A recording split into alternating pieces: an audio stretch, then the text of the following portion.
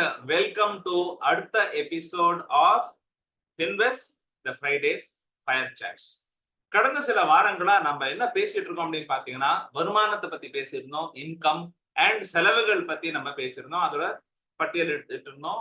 And இதை எப்படி சிக்கனமா நம்ம இருக்க முடியும் வித் ப்ராப்பரா ஒரு பட்ஜெட்டிங் டெக்னிக் எல்லாம் போட்டு நாம சில டெக்னிக்ஸ் எல்லாம் பத்தி கூட நம்ம டிஸ்கஸ் பண்ணியிருக்கோம். இப்ப நீங்க பாத்தீங்கன்னா நான் நிறைய வாட்டி சில இடத்துல போகும்பொழுது டிஸ்கஸ் பண்ணும்போது செமினார்ல ஒர்க் ஷாப்ல ஒரு காமனான ஒரு கேள்வி எல்லாரும் எழுப்புறது உண்டு, சேமிப்பு முதலீடு அப்படின்னு இந்த ரெண்டு வார்த்தைகளும் நிறைய வாட்டி காதுல விழும், கேள்விப்பட்டிருப்பீங்க. சார் எனக்கு ஒரு நல்ல சேமிப்பு திட்டங்கள்ல ஏதாவது சொல்லுங்க சார், நான் எங்க சார் முதலீடு பண்ணணும் அப்படின்னு கேட்பாங்க.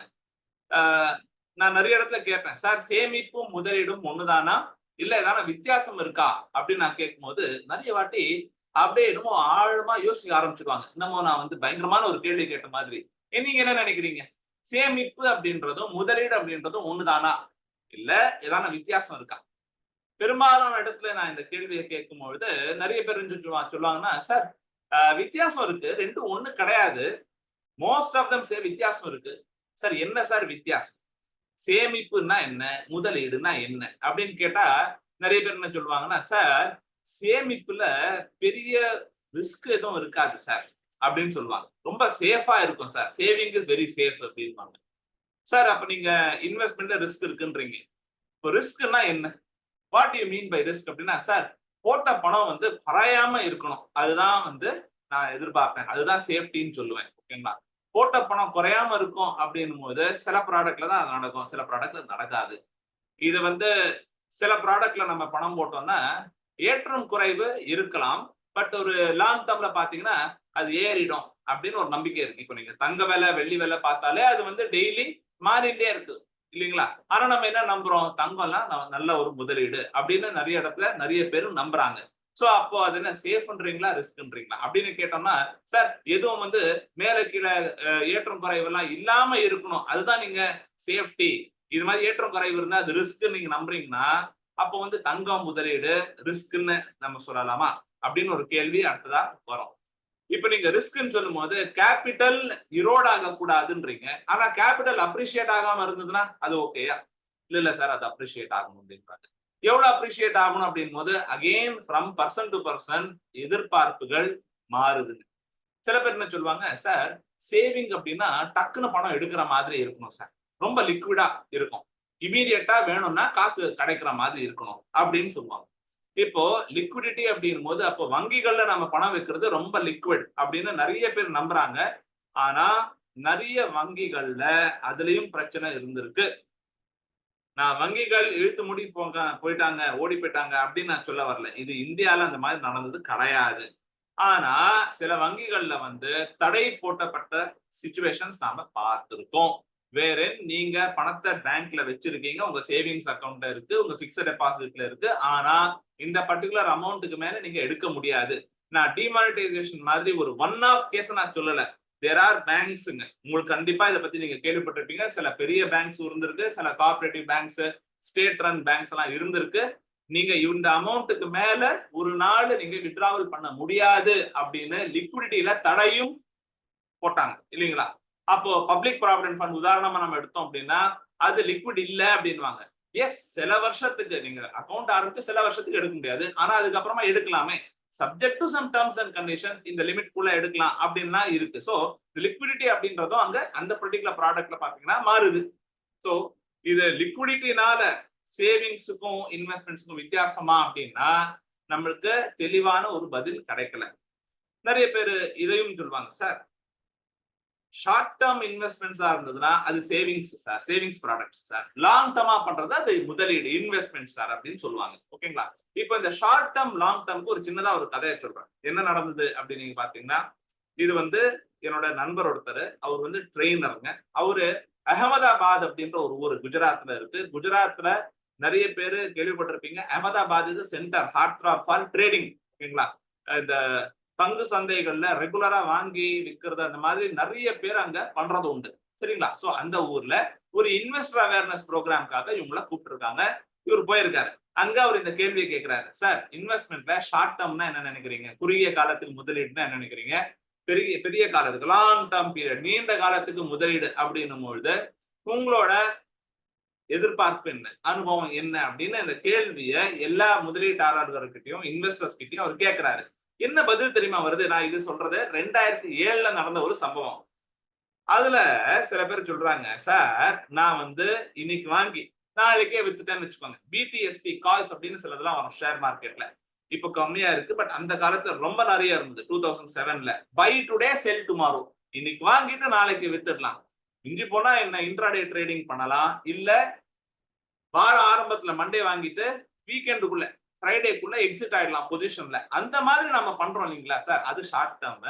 சப்போஸ் இந்த கான்ட்ராக்ட் பீரியட், அவங்க F&Oல ட்ரேட் பண்றவங்க, டெரிவேட்டிவ்ஸ்னு ஒரு செக்மெண்ட் இருக்கு, அதுல நான் இந்த கான்ட்ராக்ட் பீரியட் ஆரம்பத்துல மாசம் ஆரம்பத்துல என்டர் ஆயிட்டு கான்ட்ராக்ட் அந்த மாச கடைசியில முடிஞ்சிடும், அதுக்குள்ள நான் எக்ஸிட் ஆகிறேன், இல்ல கான்ட்ராக்ட் முடியும் போது தான் எக்ஸிட் ஆகிறேன் அப்படின்னா அது லாங் டேர்ம்ன்றான். என்னது, ஒரு மாசம் பீரியட்ல முதலீடு வெளியில அடிச்சிட்டோம் அப்படின்னா அது லாங் டேர்ம் அப்படின்றான். இது 2007ல நடந்த ஒரு விஷயம். அப்படியே ஃபாஸ்ட் ஆயிட்டு 2009ல இவர் திரும்ப அதே ஊருக்கு ஒரு இன்வெஸ்டர் அவேர்னஸ் ப்ரோக்ராமுக்கு போகிறாரு. அப்ப இதே மாதிரியான இன்வெஸ்டர்ஸ் எல்லாம் இருக்காங்க, முதலீட்டாளர்கள்கிட்ட இதே கேள்வியை கேட்கிறாரு. அப்ப என்ன தெரியுமா பதில் சொல்றாங்க, சார் என்னோட முதலீட்டோட பலன்களை நானே என்னோட வாழ்நாளில் அனுபவித்தால் அது குறுகிய கால முதலீடுன்னு அர்த்தமா. என்ன, ஷார்ட் டேர்ம் இன்வெஸ்ட்மெண்ட்ஸ்ல நான் இருக்கும்போது, உயிரோட இருக்கும்போதே அதோட அனுபவத்தை, அதோட பெனிஃபிட்ட, அதோட பலன்களை நானே என்ஜாய் பண்றேன், அனுபவிக்கிறேன்.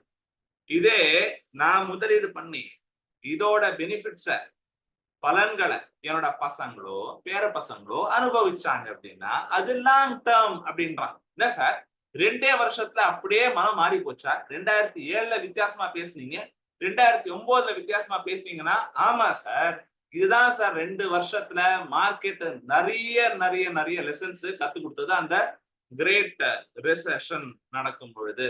சரிங்களா?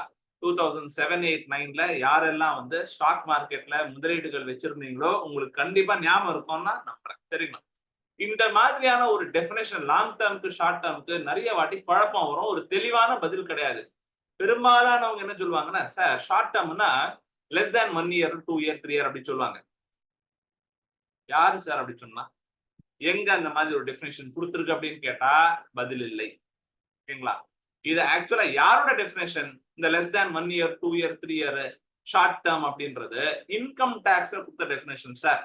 சரிங்களா? அங்க ஷார்ட் டேர்ம் கேபிட்டல் அசெட் அப்படின்னா ஈக்விட்டி பேஸ்டு 1 இயர்க்குள்ள, ரியல் எஸ்டேட்னா 2 இயர்க்குள்ள, மத்ததுக்கெல்லாம் 3 இயர்க்குள்ள, கோல்டு அது மாதிரிலாம் இருக்கும்போது அப்படின்றது அவன் டிஃபைன் பண்ணியிருக்கான். அதுக்கு மேல வச்சிருந்தா லாங் டேர்ம் அசெட். சோ அதை விற்கும் பொழுது லாபம் வரத எப்படி நான் டாக்ஸ் பண்ண போறேன், இந்த கேபிட்டல் கெயின் அப்படின்றத நான் எப்படி டாக்ஸ் பண்ண போறேன் அப்படின்றதுக்காக அவன் கொடுத்த டெஃபினேஷன். யாரு? இன்கம் டாக்ஸ் தரேன். நமக்கு அதே டெஃபினேஷன் பொருந்துமா அப்படின்னா சொல்ல முடியாது. சோ சேமிப்புக்கும் முதலீடுக்கும் வித்தியாசங்கள் டைம் பீரியட பேஸ் பண்ணியா அப்படின்னா தெளிவா பதில் இல்ல. ரிஸ்க பேஸ் பண்ணியான்னா இல்ல. லிக்விடிட்டியை பேஸ் பண்ணியானா எதுலயுமே நமக்கு தெளிவான ஒரு பதில் கிடைக்கல. அப்போ நீங்களே சொல்லுங்க சார்ன்னு நீங்க நினைக்கலாம், உங்க மைண்ட் வாய்ஸ் எனக்கு கேக்குது. சரிங்களா? இப்போ நார்மலா நம்ம என்ன பண்றோம், சம்பாதிச்ச உடனே ஒரு 100 ரூபாய், ஓகேங்களா, மாச கடைசியில சம்பளம் வருதுங்க, ஒரு 100 ரூபாய் வந்த உடனே பெரும்பாலானவங்க நம்ம எல்லாம் என்ன பண்றோம் அப்படின்னா, சார் இம்மீடியட்டா என்னெல்லாம் செலவு இருக்கு, வீட்டு செலவு இருக்கு, இஎம்ஐ கட்டணும், ரெண்ட் கட்டணும், ஸ்கூல் ஃபீஸ், எக்ஸ்ட்ரா கிளாஸ் எல்லாம் கட்டணும், எல்லா விதமான செலவுகளை அன்றாட வாழ்க்கைக்கு ஒரு நல்ல ஒரு லைஃப் ஸ்டைல் வேணும் அப்படின்றதுக்காக சில செலவுகள்லாம் நான் பண்றேன் சார். அது எல்லாமே ஒரு 4ஆம் தேதி 5ஆம் தேதிக்குள்ள முதல் வாரத்துக்குள்ள முடிச்சிடுறோம் இல்லைங்களா? ஒரு உதாரணத்துக்கு 100 ரூபாய் சம்பாதிச்சதும் இந்த மாதிரி செலவுகளுக்கெல்லாம் ஒரு 60 ரூபாய் போயிடுது சார். மீதி என்ன இருக்கு? 40 ரூபாய் இருக்கா? அந்த 40 ரூபாய் தான் சேமிப்பு அப்படின்னு நம்ம சொல்றோம். 40 ரூபாய் தான் சேமிப்புன்னு சொல்றோம். இப்ப இந்த 40 ரூபாய் வச்சு நீங்க என்ன பண்ண போறீங்க அப்படின்னு நான் கேட்டேன்னா ஒவ்வொருத்தருக்கும் டிஃப்ரெண்டான பதில் இருக்குங்க. கரெக்டுங்களா?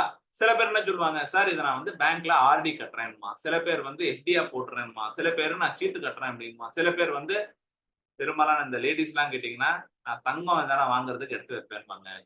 நிறைய பேர் இந்த ரியல் எஸ்டேட் எல்லாம் சொல்லுவாங்க. பட் மோஸ்ட் ஆஃபன் இப்பெல்லாம் இந்த ரீசெண்ட் டைம்ஸ்ல சில பேர் சொல்றது என்னன்னா, சார் மியூச்சுவல் ஃபண்ட்ல நான் ஒரு எஸ்ஐபி கட்டுறேன் அப்படின்பாங்க. சோ நீங்க அந்த சேமிப்பை என்னவாக்குறீங்க? What are you going to do with the saving? இப்ப 40 ரூபாய் மிச்சம் மீதி இருக்கிற பணம் அதுதான் சேமிப்பு. ஆங்கிலத்துல இத சேவிங்ஸ் அப்படின்னும், இல்ல சர்ப்ளஸ் இன்கம்னும், இல்ல டிஸ்போசபிள் இன்கம் அப்படின்னும் சொல்லுவாங்க. சரிங்களா?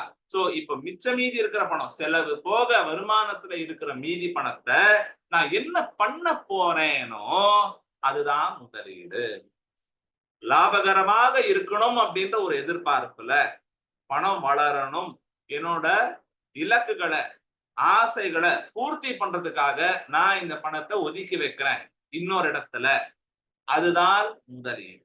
சரிங்களா? இன்னும் கொஞ்சம் டீப்பரா முதலீடுகள் பத்தி நம்ம அடுத்த சில வீடியோஸ்ல நம்ம பார்க்க போறோம். பட் உங்களுக்கு முக்கியமான சில புள்ளி விவரங்களை மட்டும் நான் இப்போ சொல்லிடுறேன். ஒரு இந்தியால, பாரத நாட்டுல அன்றாட மக்கள் நாங்கெல்லாம் வந்து நம்ம எல்லாம் என்ன பண்றோம், நம்ம சேமிப்பு எப்படி இருக்கு அப்படின்னு நீங்க பாத்தீங்கன்னா, முன்னாடி ரொம்ப அதிகமா இருந்தது.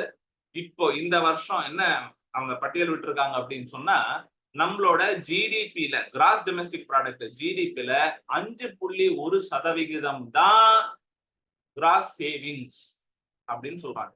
இது 5 டிகேட் லோங்க. கடந்த 50 வருஷத்துக்கு கம்பேர் பண்ணி பார்த்தோம்னா மிக மிக மிக மிக குறைவான லெவல்ல வந்து இருக்கு அப்படின்றதா இப்ப ரீசெண்டான ஒரு சர்வே சொல்லுது. ஒரு 2 வருஷம் முன்னாடி கோவிட் வந்த வருஷம், பினான்சியல் இயர் 2020-21 அந்த வருஷத்துல பாத்தீங்கன்னா 11% ஆஃப் த ஜிடிபி நம்ம இந்தியன் சேவிங்ஸ் ஆக இருந்தது. ஆனா இப்போ கடந்த வருஷம் 2022-23ல அது மோர் தேன் ஹாஃப் ஆயிருக்குங்க. 5.1% தான் is gross Indian savings as a percentage of the GDP. ஓகேங்களா? இது இன்னும் கொஞ்சம் புரியுற மாதிரி சொல்லணும் அப்படின்னா, நம்ம உதாரணத்துல நம்ம பார்த்த அந்த ஆங்கிள்லயே நான் வரேன். இந்த cross savings as a percentage to income, நம்ம வருமானத்துல எவ்வளவு சதவிகிதம் நம்ம வந்து சேமிக்கிறோம் அப்படின்னு நீங்க பாத்தீங்கன்னா, இன்னைக்கு இருக்கிற நிலவரத்துல the recent survey says it is only 30%. அப்படின்னா என்ன அர்த்தம்? 100 ரூபாய் சம்பாதிக்கிறவன் 30 ரூபாய் தான் சேமிக்க முடியறது. இது வந்து ரொம்ப லோவா இருக்கு. ஒரு 10 வருஷம் முன்னாடி பாத்தீங்கன்னா 2013ல it was as high as 37 ரூபாய்.